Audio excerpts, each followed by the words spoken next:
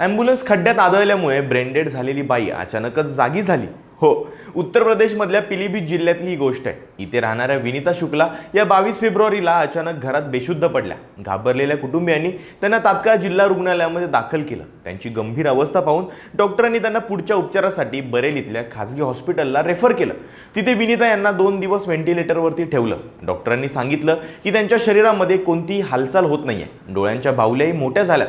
त्यामुळे विनीता यांची अवस्था जवळजवळ ब्रेनडेड सारखी झाली आणि व्हेंटिलेटर काढला तर त्यांचा मृत्यू होऊ शकतो, असं डॉक्टरांनी विनीता यांच्या कुटुंबियांना सांगितलं. हे ऐकल्यानंतर कुटुंबियांनी त्यांना घरी नेण्याचा निर्णय घेतला. 24 फेब्रुवारीला जेव्हा त्यांना ॲम्ब्युलन्सने घरी आणलं जात होतं तेव्हा घरी आधीच अंत्यसंस्काराची तयारी सुरू झाली होती.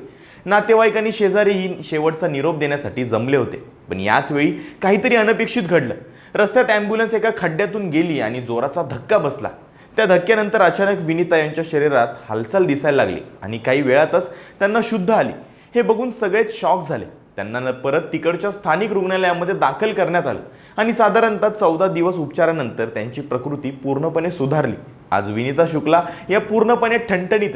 बऱ्याच लोकांना ही घटना अजूनही चमत्कारासारखी वाटते, कारण खड्ड्यात पडल्यानंतर बऱ्याच जणांचं नुकसानच होतं. पण खड्ड्यात आदळल्यामुळे कुणाचा तरी जीव वाचल्याचं तुम्ही कधी ऐकलं होतं का? कमेंट्समध्ये नक्की सांगा आणि फॉलो करा लगाओ बत्ती.